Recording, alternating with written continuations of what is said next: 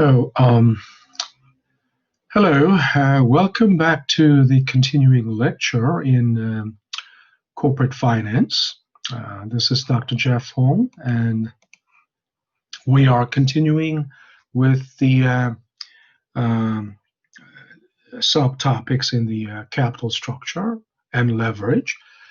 So we talked about the degree of financial leverage last time, and I summed it up as a kind of um, sensitivity analysis or elasticity, right?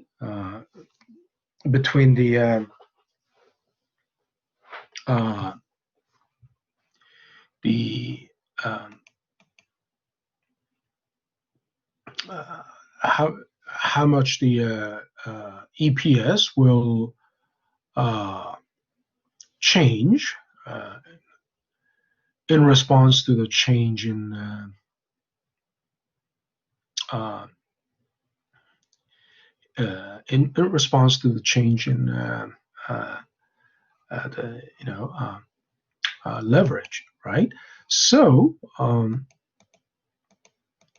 here's another tool we can use to see how the EBIT and earnings per share will change with respect to change in leverage, right? So it's called, Ebit EPS analysis, and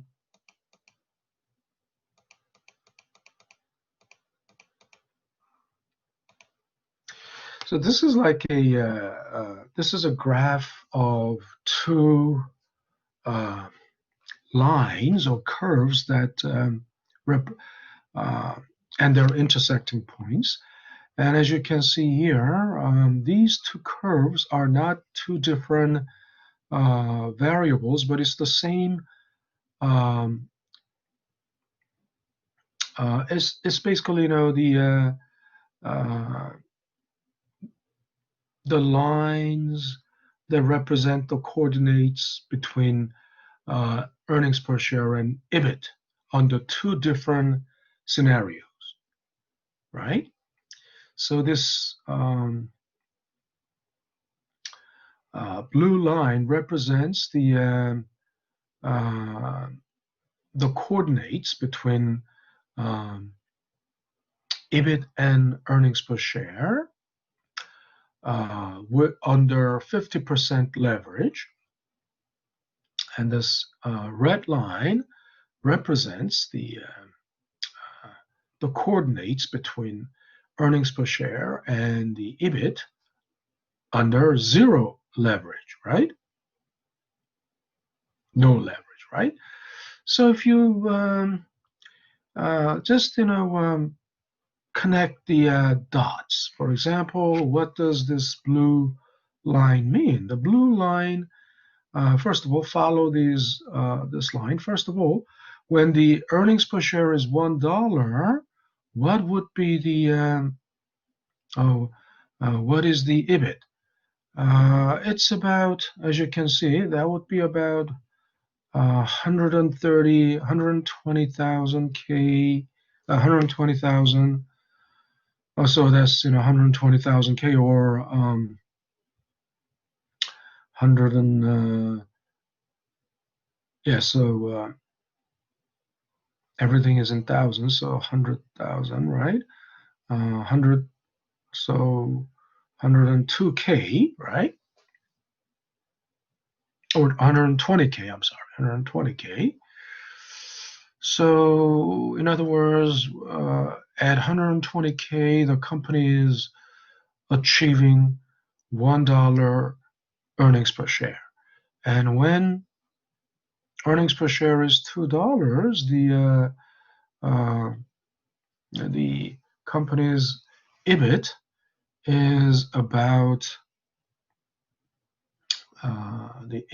about what 200, like 210K, right? But now let's compare, and that's under 50% leverage, right? And see how, let's compare that with the no leverage scenario. So $1 leverage is, $1 earnings per share is achieved. You can see that, around 180,000. In other words, much later, right? Uh, to achieve $1 earnings per share, the company will have to make operating profit of about 180,000. And to achieve $2 earnings per share,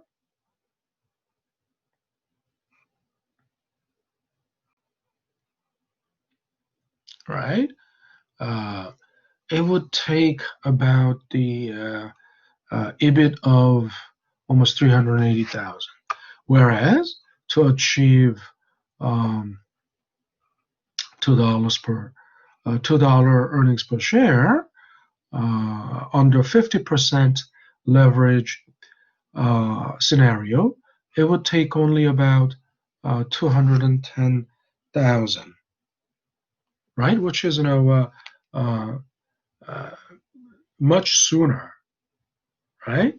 Um, in terms of EBIT, right? In terms of operating profit, it takes much sooner or a lot lower level to achieve the same earnings per share. So what does this mean? This is exactly showing you the benefit of financial leverage, right?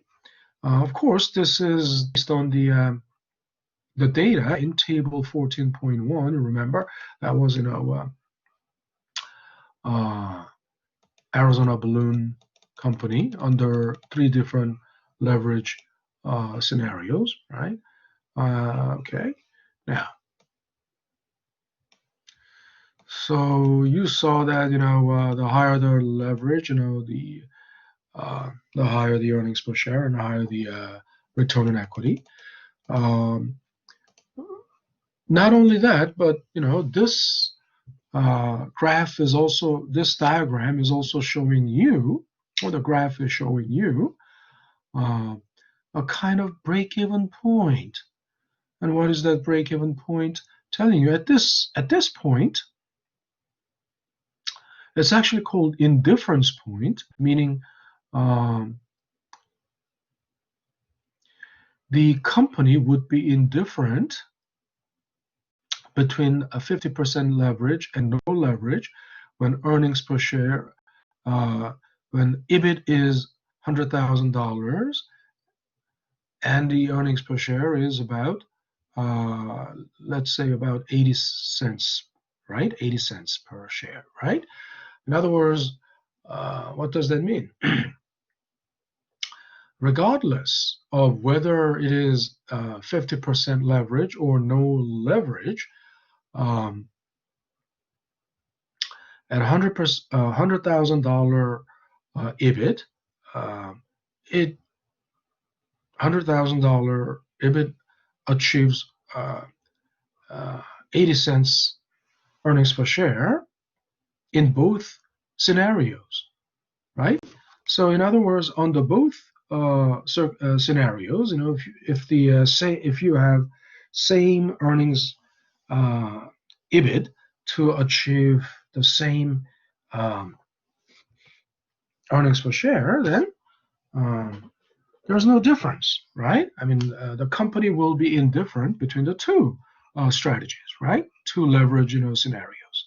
So that's called indifference point, and the concept is also like slightly like somewhat like break-even point, because at this point the company, in a way, company breaks even between 50% leverage and zero leverage, right? No leverage, right? But prior to that point, um, the uh, the company achieves higher earnings, the same earnings per share much faster, right, at the same EBIT level, or in other words, that you can see, to achieve zero, right, earnings per share, it's under no leverage, simply, zero EBIT, right, and then zero earnings per share. But the company has to make about like 50K, right? $50,000 to achieve just, $0 earnings per share. And the reason is quite obvious because there is debt, right? That means, until the EBIT is 50K, all that EBIT is used for paying interest. So earnings per share is zero. So until you reach this point, or more specifically, company reaches this point, right? In a lot of most Indo-European languages, there is impersonal it, right? Or they just use you, uh, uh, whereas it doesn't really involve you, right? The subject of the sentence has to be you. It's just habitual, right? You just say it's just a habit of the language. Uh, uh, it says, you tend to say, you have to reach this point to, or you need to do this, blah blah. But actually, it doesn't involve you. It's just a general, um, uh, you know, uh, people in general, or subject in general, right? In person, or when you say uh, it's a fine day, or it's very windy. What does that mean? It's actually the weather, right? The weather is windy, but there's an impersonal it being used, the pronoun it being used as impersonal subject, non-personal subject of the sentence. So when I said, you have to be more specific about the subject of that sentence, then the more specific subject is, of course, the company. The company breaks even, right? Well, also you say you break even. At this point you break even. It doesn't have to involve really you, right? And this causes a lot of confusion when I say, in general, I make a statement like an announcement, and then the subject of the sentence is you, like you have to do your due diligence, or I mean, and I write a statement that sounds more enforcing, and some students say, professor, I did my due diligence, blah, blah. No, it doesn't necessarily, I didn't say specifically, it pertains to that particular individual. It's just, you, pronoun you, being used as, a subject in general, right?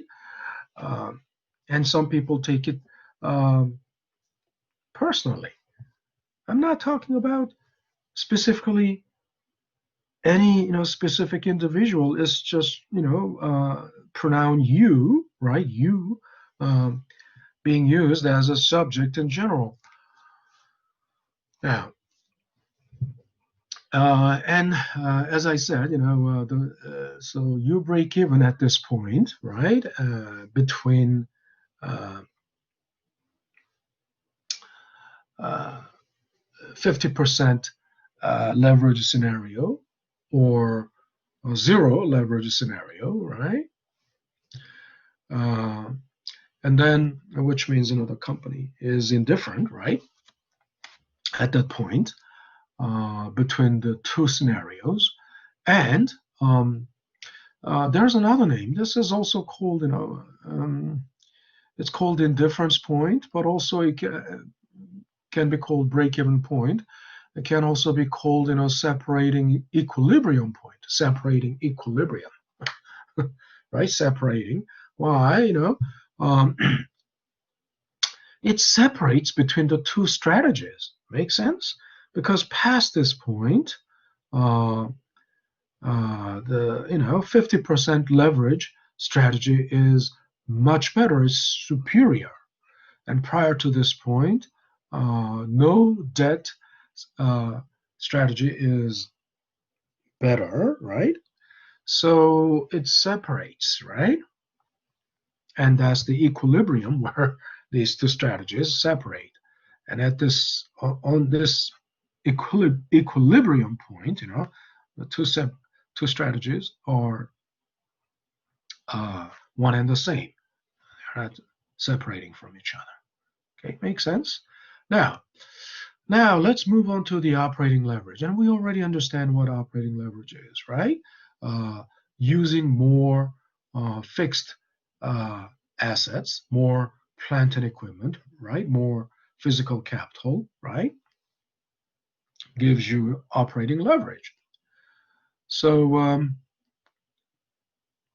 first of all, we understand what is operating activity. I don't want to go over this again, but as when we did the financial statements, especially income statement, and of course, early on, three activities that all the companies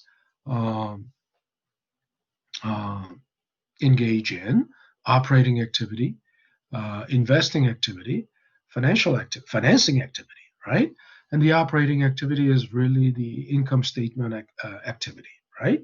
And it involves the steps from the revenue from sale and all the way down to operating income or operating profit or EBIT.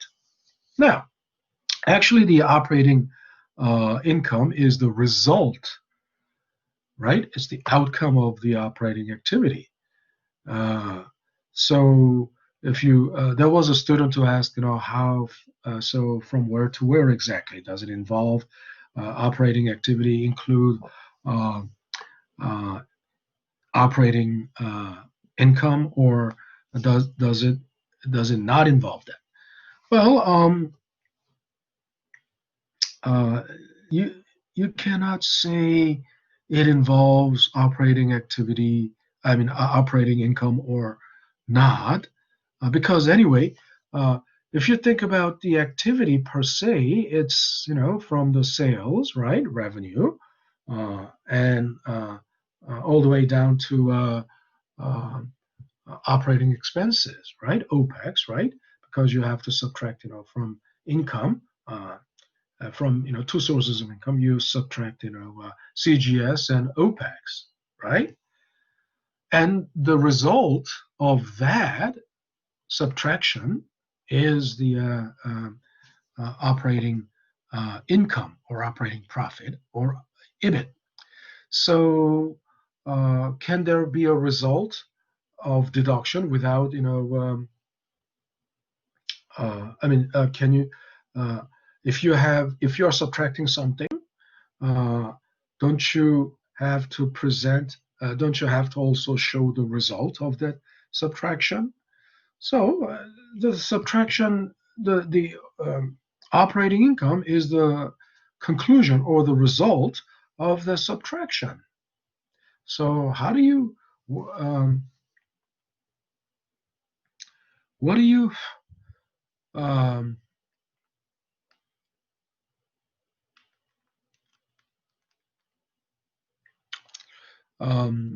what is the point of making distinction, defining how much up to what point operating activity includes? The operating income is an inseparable outcome or the result or the conclusion of the operating activity, right? So anyway, so risk in operation, and also here, in this slide, it also defines firms' business activities excluding long-term finance. Because of course, long-term financing is a separate activity. It's a financial activity, right? And you understand, we've been talking about, what the risk means. Risk, is the variability or the variance, right, of the outcome, of and also they come from two sources, right? Systematic and non-systematic. Systematic comes from market system and macroeconomic system, right? Hence called systemic. Also, I told you, it's systematic has a different um, aspect. I mean, it's because there's really systematic, aspect to it, to the systemic risk.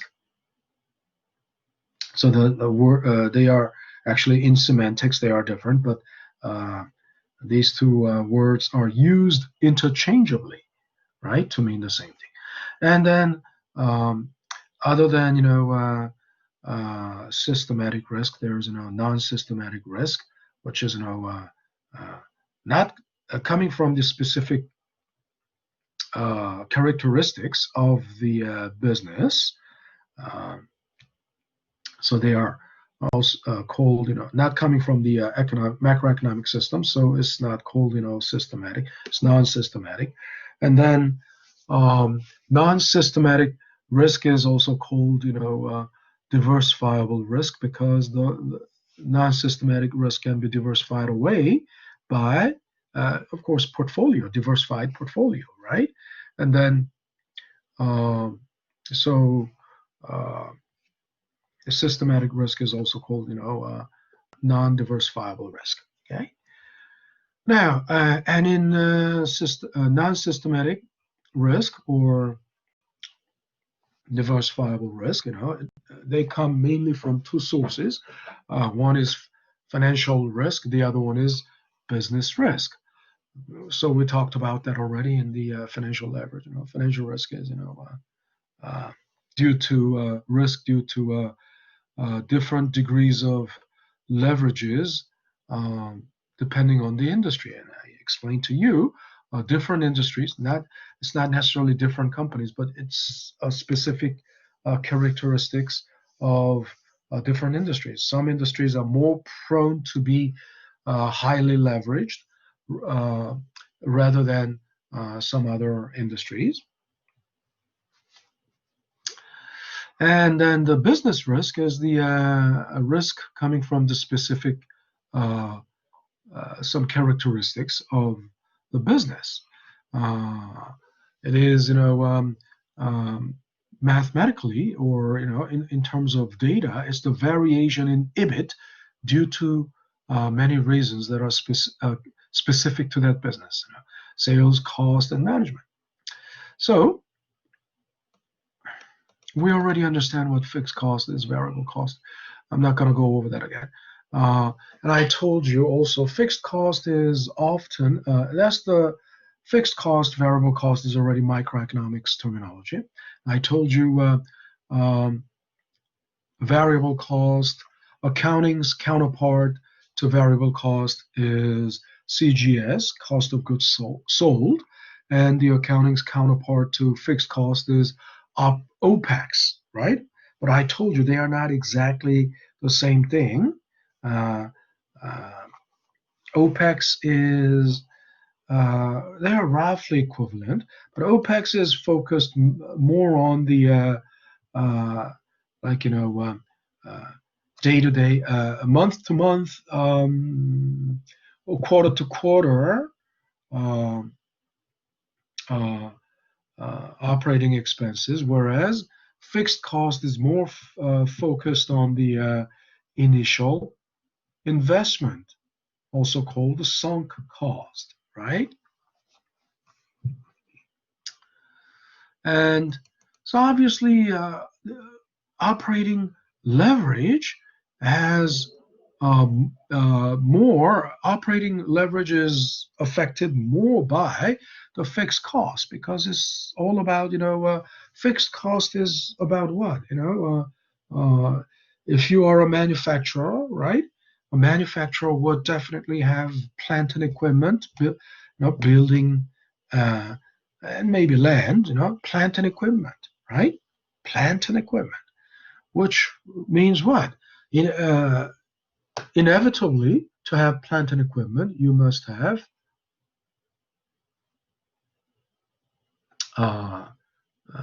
huge initial investment, right? So cost structure, right? Capital structure is about the debt ratio, proportion of debt and equity. Cost structure is the mix of fixed and variable cost, right, in a firm's operation. So remember, if it costs, $500 to build a computer, let's say, if it costs $500 to build a certain model, Dell, something, Inspiron,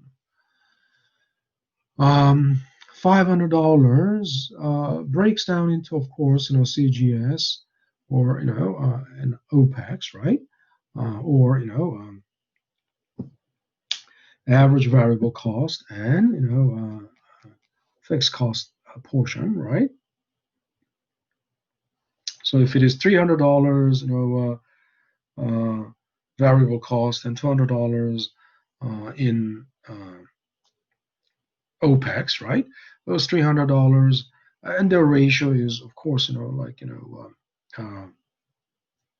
60% to 40%. The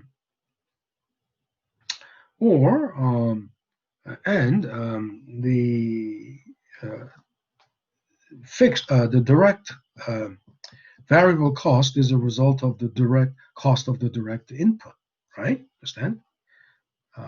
Capital, labor, and raw materials, right? Now, and to understand, to better understand operating leverage, it's inevitable to understand break-even analysis. And by now, you should know, and in the past, at some point, I believe we did break-even analysis, somewhere around, income statement, when we did income statement. But anyway, let's, take a look again, right? So this is the very stylized picture of break-even analysis, right? First of all, this looks familiar. Of course, we did a while ago. We talked about what was that? EPS Ebit analysis, right? So and there's a break-even point, and as you can see, cost is, cost and revenue are represented as if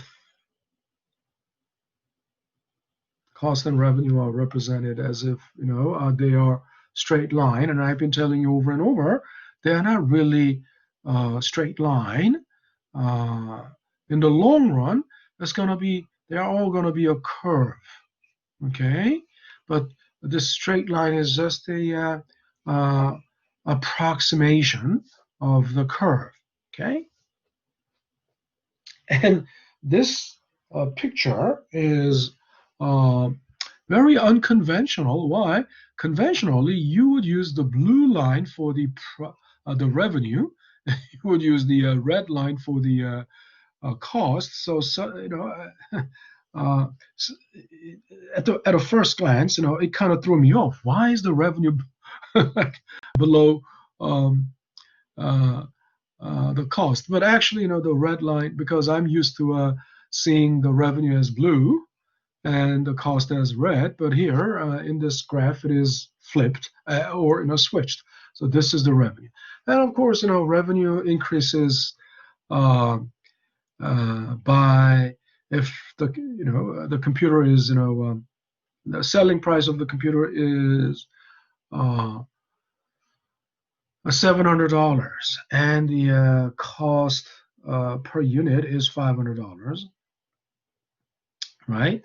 Of course, the revenue increases at a steeper, at a faster rate, right? In other words, per each additional unit sold, the revenue increases by $700, right? Whereas the revenue cost increases only by $500. Uh, so the slope is steeper. The slope of the revenue curve is steeper, right? Whereas the slope of the cost curve is much flatter. Now,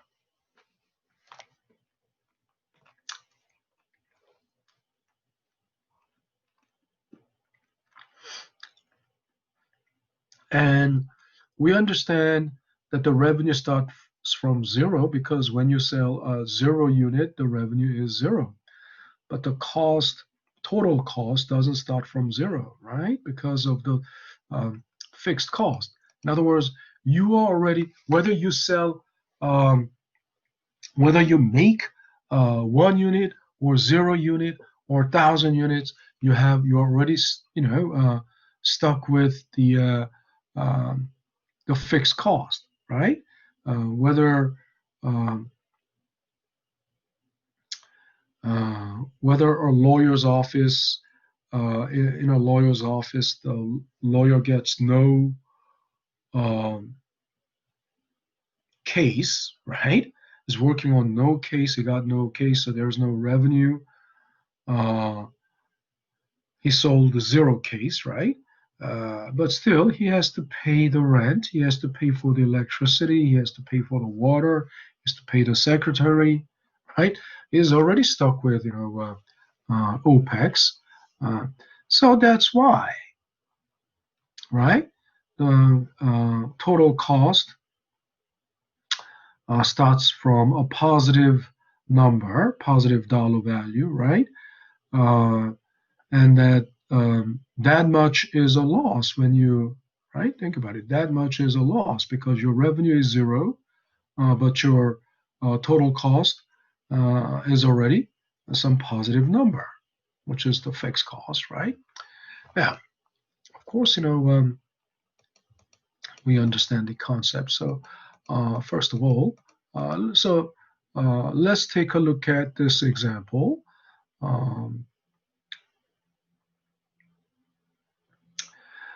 Suppose a company makes a unit of product for $7 in labor and materials. So it said just labor and materials, but this is basically cost, labor, and material, right? And unit production cost, which is called AVC, average variable cost, right? Per unit production cost. And sells it for $10, which is price. So if they sell 1 unit, of course the revenue is $10. If they sell 10 units, $100. Sell 100 units, revenue is $1,000, right? What are the contribution and contribution margin? Contribution, this is simply a gross margin or gross profit. You understand? Contribution is gross profit or gross margin. You remember what gross profit is? Simply subtracting CGS from the revenue. Make sense? That's called gross profit or gross margin. But I told you gross profit is not a very reliable indicator because if a company has very small CGS, but so contribute so gross profit in that case would be huge. But what if?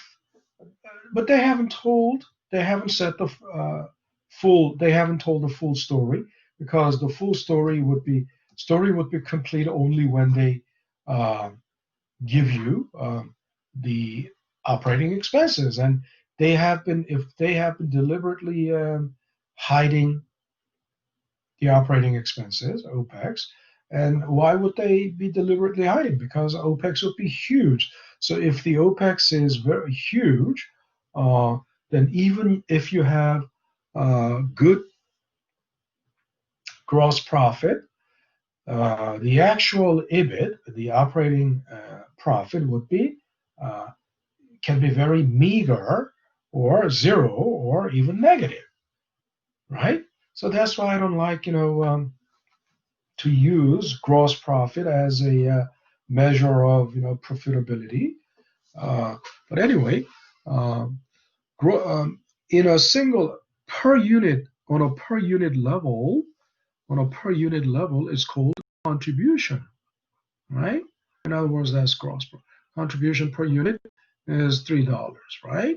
And contribute also called contribution margin. It's percentage, right? So contribution margin is out of this price, right? Uh, Profit margin is or gross profit margin is gross margin is 30%. It's also called contribution margin, right?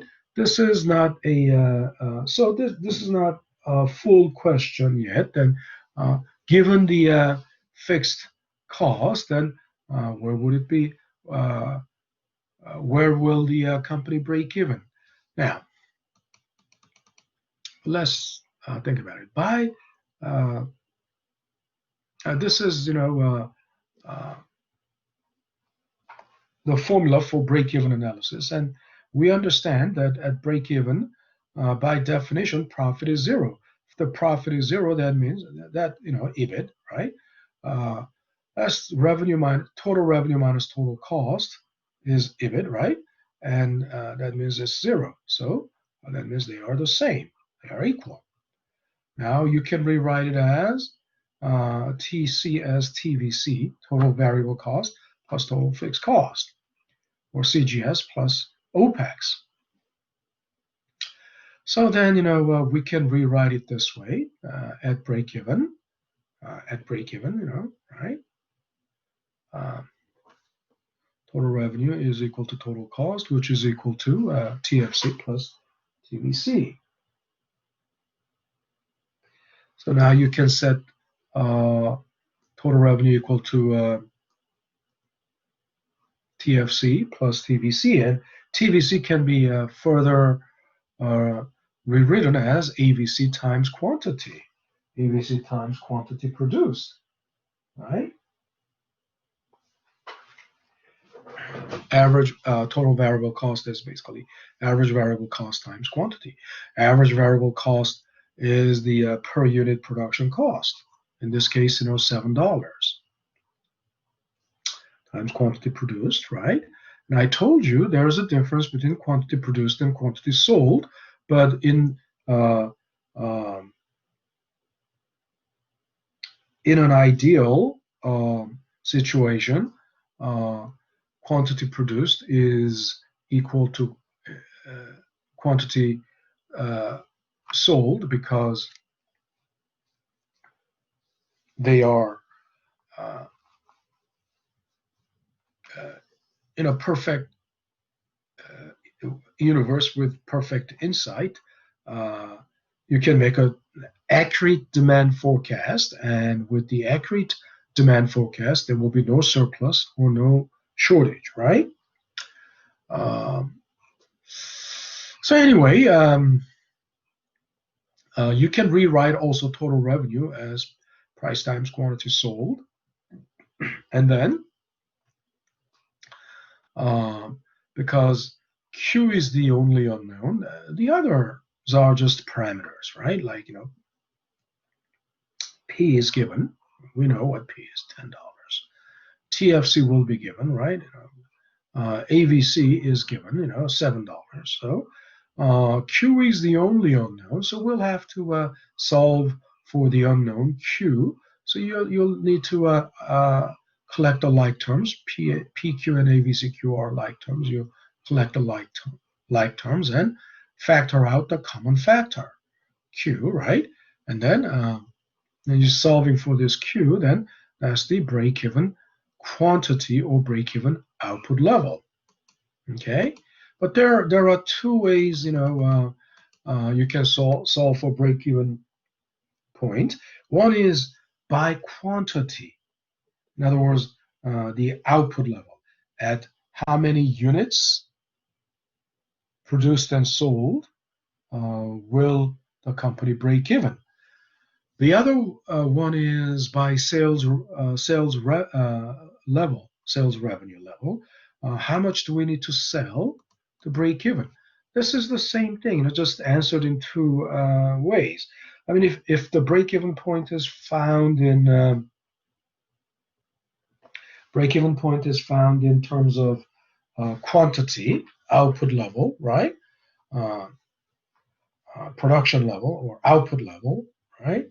And all you need to do is multiply it by price, and it will give you the break-even sales level, right? Okay. So first, this is already something we know, right?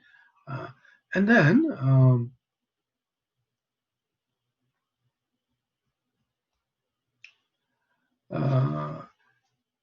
if you solve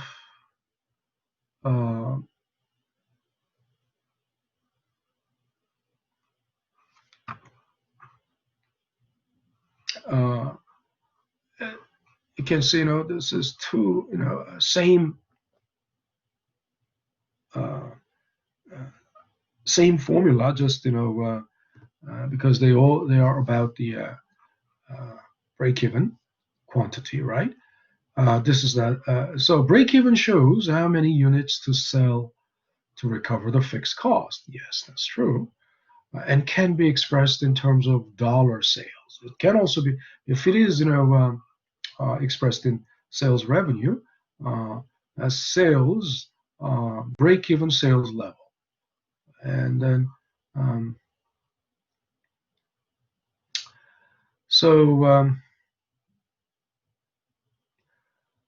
what would you do? I mean, isn't sales simply, Q times P, right?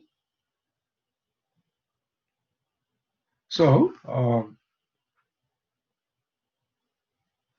that means you will need, and if this side is, multiplied by P, right? The left-hand side is multiplied by P, then you must do the same to the right-hand side. You must multiply this by P.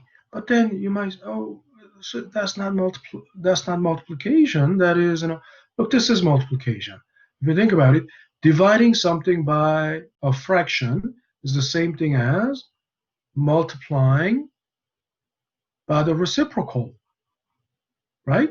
So the reciprocal, if you multiply this by P, ignore this bottom. Think about multiplying this by the reciprocal of this. Then this thing times P.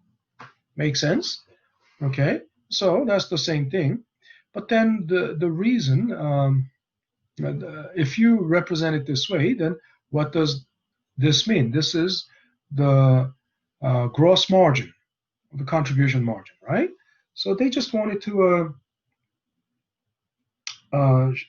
use the show it to you this way. In other words, using the contribution margin. Okay, so the same thing. I really feel TFC, fixed cost over contribution. This is very, elementary. I mean, maybe not elementary, but if you're a middle school, if you know at least middle school level algebra, this is, or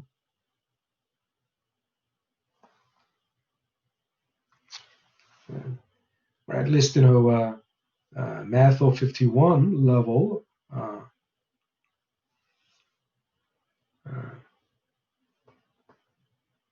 You can easily, you can easily understand this. I know some of you may say, "Oh, Professor, after high school, I forgot everything. Math is, totally. We don't use math in real life." No, you may have forgotten some, some calculus or integral or derivatives, or trigonometry or sine, cosine, sinusoidal curve, those things you may have forgotten, but at least the mathematical logic, the algebraic logic, it it lives on. It's not something it can be all recovered when you study it again. And some people saying we don't use no if you are in finance class, right? And if you get a like Wall Street job, right, with investment bank, of course, lots of times, it may be just sales job, like marketing job, like getting calling, contacting investors and explaining what kind of products you have, trying to sell them, some securities, but that's not the only. I mean, if you saw the movie, Wolves of the Wall Street, the people, what was his name, DiCaprio, it's just doing the security sales, and that doesn't require, that doesn't require um, a lot of education, or it doesn't require um, advanced degrees. It doesn't require math, but that's not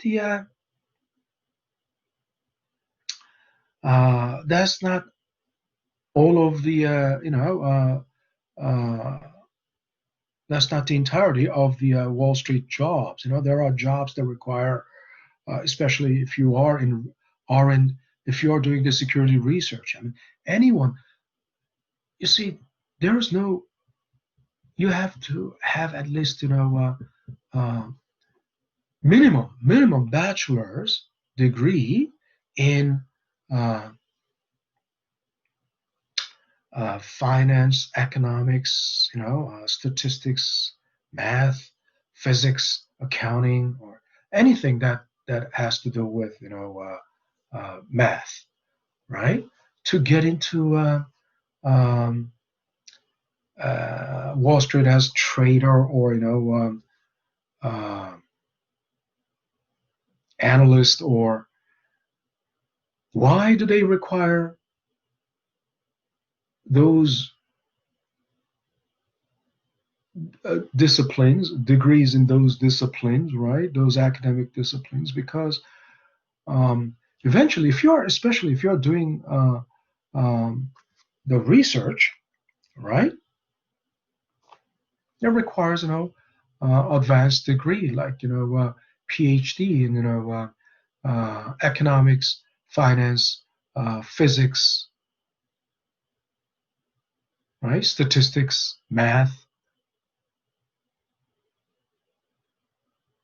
and then that is their that is the life. That's the everyday life, real life, right? And people who don't uh, in sales, they don't need math, right? People who are in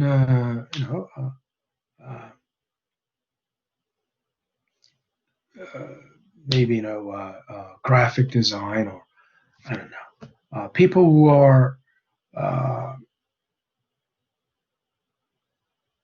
and I so don't say you don't use math in real life, because if it is not your real life, of course, like the uh, if you're not in uh, finance, science, technology, engineering, uh, economics, your real life doesn't involve any math. And people who have, uh, at best, just high school education, at best, uh, liberal arts education in college,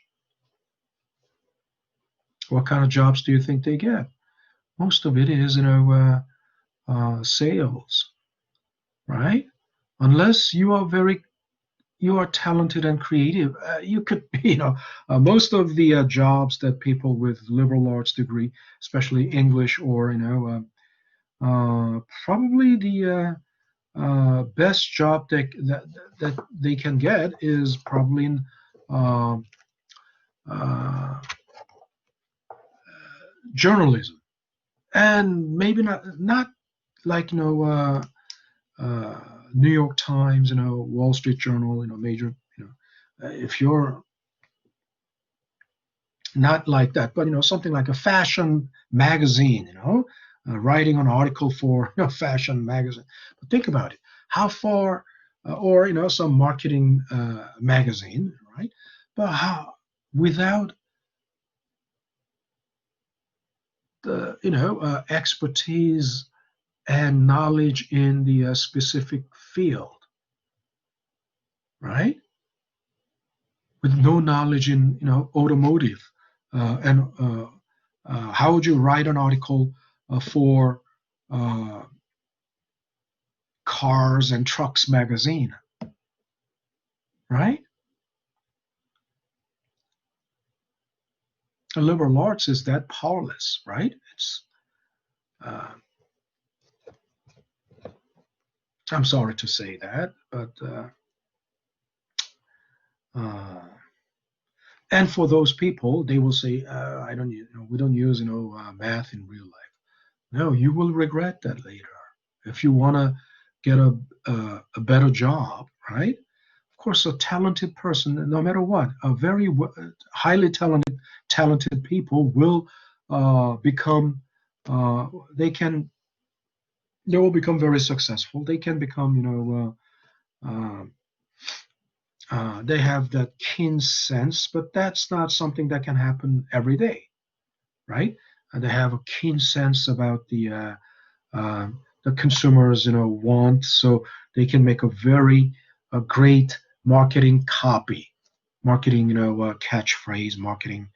Uh, um, the TV show, Mad Men, you remember? I don't know if you ever, uh, 1960s, right? That was in 50s, based, you know, based on, 19th, 1950s, social landscape.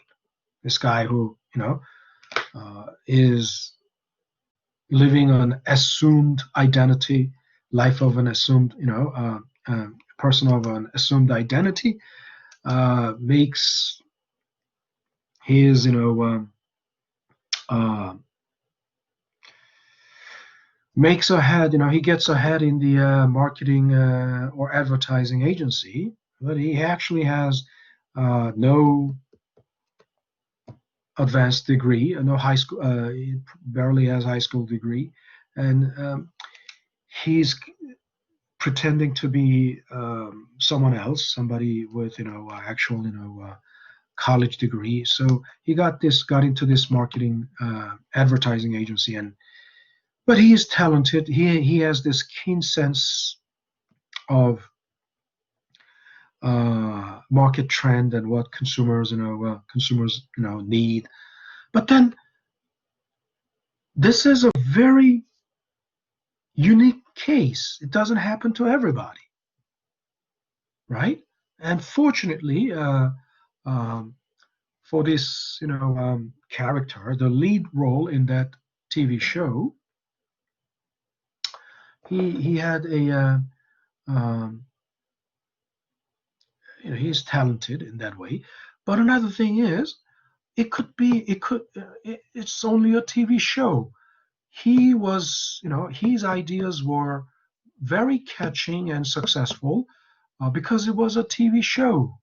In a drama, the lead character, the lead role, would have a success. And the executives, the company executives, all agree. They all applaud at his ideas, and actually it was nothing, just BS. And as if they all applaud at his ideas and just oh, this is they share all the same opinion, as if, but that's TV show. But in reality, what is the basis of the consensus? How can you reach a consensus in reality, huh? About something creative like that? A marketing, advertising copy is a creative thing. Of course, there can be, some in general, you can tell which, everybody would agree. Most people can, there's a common thread, right? So the majority of the population would know which one is a good advertising, which one is not a good one, or it may be on a scale, right, of 0 to 10. It's not like either yes or no. But then, if it is something creative, can there be a perfect consensus, 100% consensus? Huh? In other words, something like artwork. Can there be a consensus about the artwork? I mean, especially if it is an abstract artwork. How do you know if it is good or bad?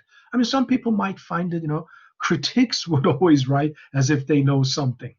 Oh, this is this is a expression of deep human emotion, blah blah blah. But that can be totally a different thing by another critique, or by I mean something that is not well appreciated by the majority of the populace, right? And they say this is on of avant-garde artwork, right? They just mix up some French words, and which simply means avant-garde means just vanguard, which means uh, forward, right? Uh, Now think about it. So something creative with something creative, there can be no 100% absolute consensus, right?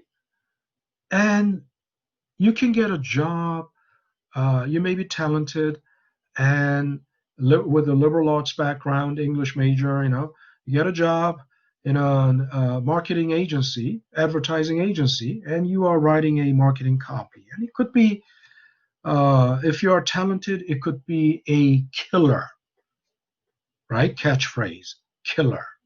You know, it's really, it smashing, right? Or it could, even if it looks like a killer to some, smashing killer to some people, it could be a total nonsense to other people, right? And then, uh, what what kind of guarantee is there that you will keep that job? When there can be no 100% consensus, right? That's why there's a lot of politics. You try to play uh, favorite to your boss. Try to ingratiate your boss to, and so in other words, your job security is not determined by your actual performance, but right favor, the politics. that is the world of liberal arts, actually. If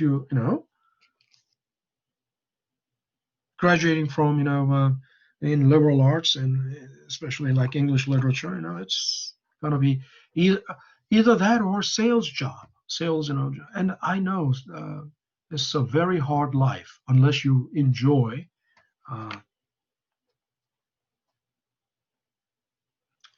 the, personal, human contact, personal contact with. Uh, but again,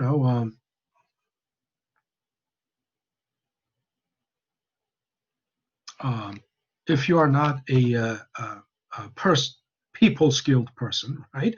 Uh, in other words, you have to be uh, a sweet talker to be successful as a salesperson, right? And if you're not uh, cut out for that, I mean, if you're not a sweet talker and your personality is nothing like that, um, or smooth talker, right? If your personality is not like that, you're not cut out for that service or a sales job, right? Makes sense. Um, so then you have to, if you want something solid, then you have to find a job in uh, that requires math, right? So don't say don't ever say that you don't use math in real life. For people whose real life, for people whose real life is something that doesn't, whose real life doesn't involve math, uh, their life can be very uh, gruesome, or very. Uh, every life is not easy, but life could be hard, right? For people whose life, the worst part of that life is, I mean, you have to flatter, right? You have to say something flattering, right? The sales jobs, what kind of sales job uh, uh, doesn't involve, flattery words, What kind of sales jobs can be just, uh, you cannot sell anything if you are being just honest and straightforward uh, with your potential customer, right? you can you will have to say always, of course. There's a saying, uh, you can see the cup half full or half empty, right? Maybe it's the difference between uh, the two attitudes. But some people always find something positive about the other person, right? Of course, that's a talent. If you can find something positive, of course, I'm not saying that is impossible, but um, if you can harness that talent, that will lead to success. Um, but again, that is, if you're not good at flattery, if you're not, good at, finding uh, uh, something positive and, focus more on that, uh, and, for you, life of a salesperson would be a hell, right? Anyway, I digressed a lot. Um, so getting back to this example, so it's not a very difficult example. So what is the break-even sales level in units and dollars, right? Break-even point in units and dollars for a company that makes a unit of product for $7.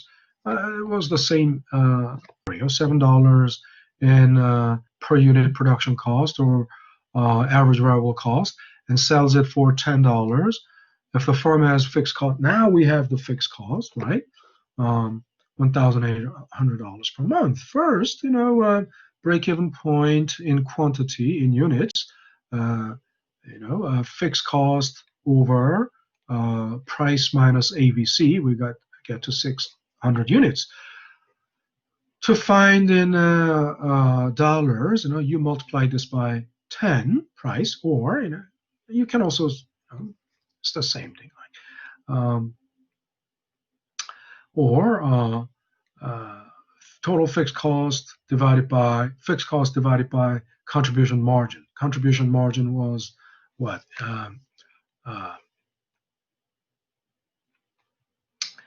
Three, the contribution, right, or gross profit, $3 divided by price 10, 0.3. You come to the same conclusion, right? $6,000.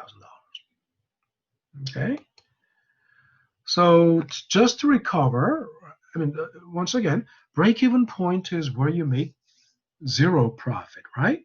So that means at that point you only recover your fixed cost. That's why it's called break-even, right? Just break-even. If the question, usually the break-even questions are not worded this way. The break-even questions normally asks for how many units to sell to make profit. Well, then the answer would be they would have to sell more than 600 units, right, to make profit, right? Makes sense? Or sell more than $6,000 to start making profit, right? Makes sense? So now we need to finally effective operating leverage, but we're out of time already. So I'm hoping to wrap up everything, finish everything in the next class. We got we got a lot of, this is more important. So if I didn't digress, but that was an important thing. If I didn't digress in today's lecture, probably we could have done some of this, right?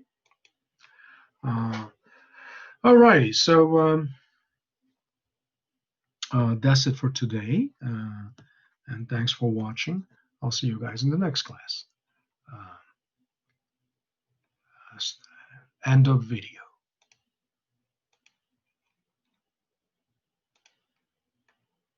Okay, stop recording. Where is that?